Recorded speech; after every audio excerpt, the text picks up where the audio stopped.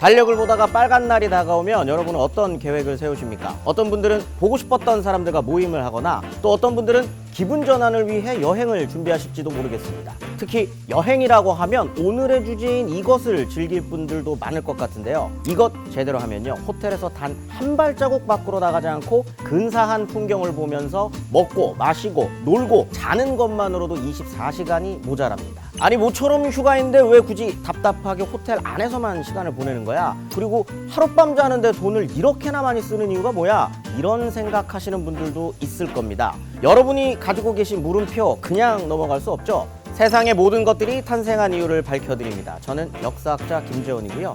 본스토리 오늘의 주제는 호캉스입니다.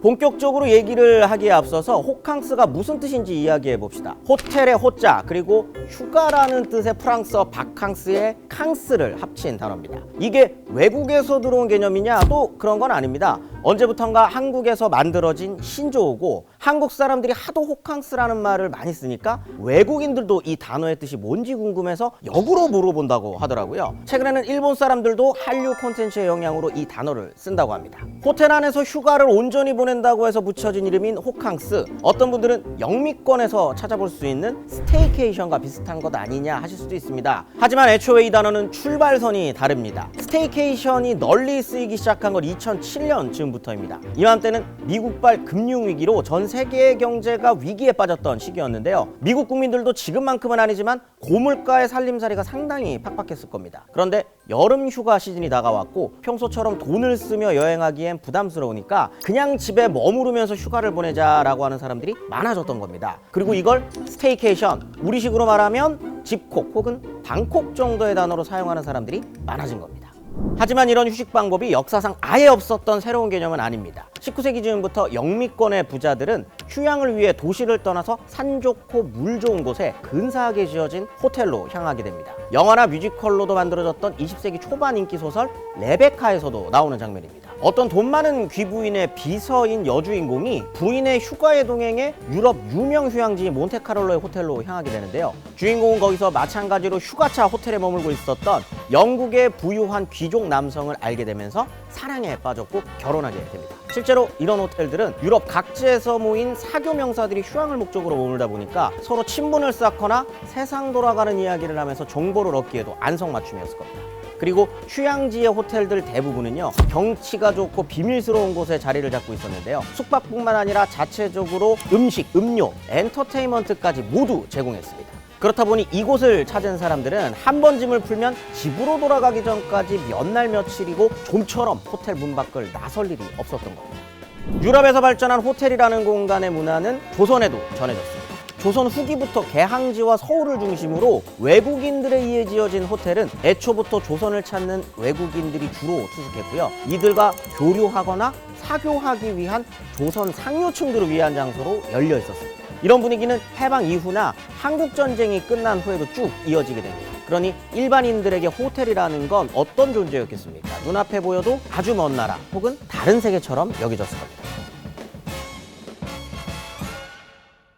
생각해보면 호텔 문턱 넘는 것도 어려워했던 한국 사람들이 호캉스라는 전에 없던 휴가 방법을 만들어 즐기고 있다니 조금은 앞뒤가 안 맞는 것 아닌가 느끼실지도 모르겠습니다. 하지만 호캉스가 한국에서 태어난 것은 그럴 만한 이유가 있었습니다. 우선 한국의 호텔 역사가 본격적으로 시작된 1960년대로 가보겠습니다. 이맘때는 어려워도 너무 어려웠던 나라의 경제를 일으키기 위해 국가가 직접 외화벌이에 앞장섰던 시기였는데요. 특히 1962년부터 시작된 경제개발 5개년 계획의 일환으로 정부는 국내 관광산업을 위한 숙박업소 개발에 두 팔을 걷어붙입니다. 한국이나 일본에 주둔 중인 미군들을 위한 워커힐 호텔이 문을 열었고요. 조선 후기에 유럽 건축 양식으로 지어졌던 조선 호텔이나 이 반도 호텔도 미국식 건물의 모습으로 재건축하거나 개조됩니다. 뿐만 아니라 전국 각지에는 다양한 등급의 관광 호텔도 들어서기 시작했죠. 그 결과 67년에는 전국에 총 42개뿐이었던 호텔 수가 73년 총 78개로 늘어납니다. 내국인이 숙박하는 비율도 전보다 많아지긴 했지만 그렇다고 하더라도 호텔이라는 공간이 누구나 편하게 숙박하는 곳은 결코 아니었습니다. 일단 비용적인 부분이 가장 현실적인 벽이었죠. 실제로 73년 당시에도 이 피서객들이 몰렸던 부산 해운대 숙박시설들의 일박 요금을 보면요, 호텔은 최소 3,000원부터 많게는 10,000원이나 했다는데 그에 비해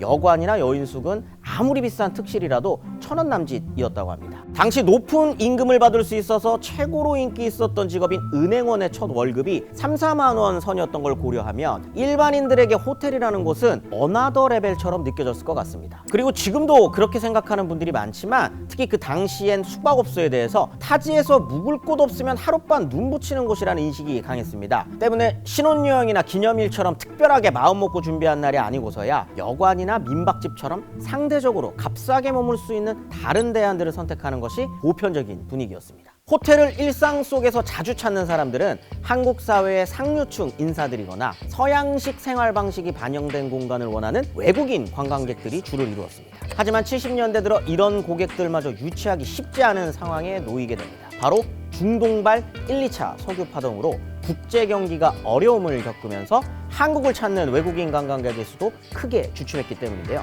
그 영향으로 국내 관광 경기가 꽤 오랜 시간 얼어붙으면서 특급 호텔은 물론 일반 호텔들까지 저조한 객실 판매율로 호텔 운영에 큰 위기를 맞이하게 됩니다.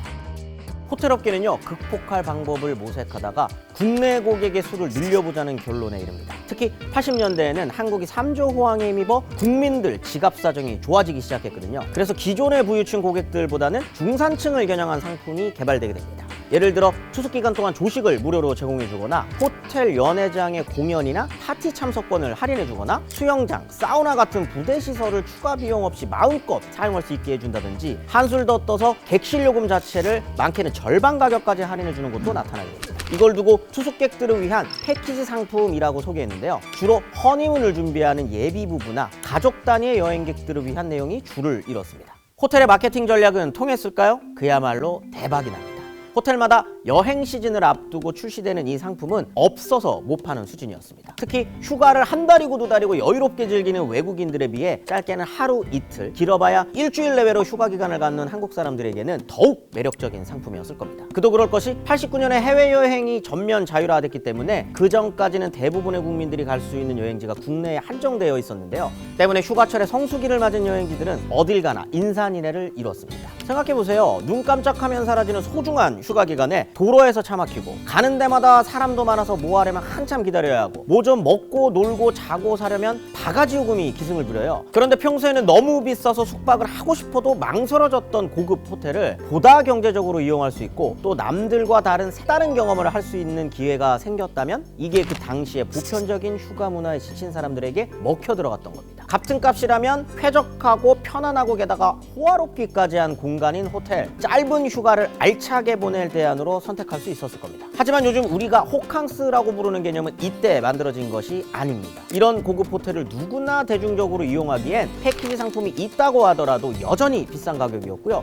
또 서양식 에티켓을 기반으로 한 호텔 문화에 익숙하지 않은 손님들은 호텔 종사자들을 난처하게 만들기 일쑤였다고 합니다. 예를 들어 2인실에 체크인하고는 가족이나 친지들을 모두 끌어들여 밤새 술자리나 화투판을 벌이기도 하고요. 또 반입 금지된 음식물을 싸들고 와 다른 투숙객들의 불만을 유발하는 사례도 속출하게 됩니다. 아직 한국 사회에서 호텔을 그 자체로서 즐기는 문화가 자리 잡기에는 아직 좀 이른 감이 있었던 겁니다.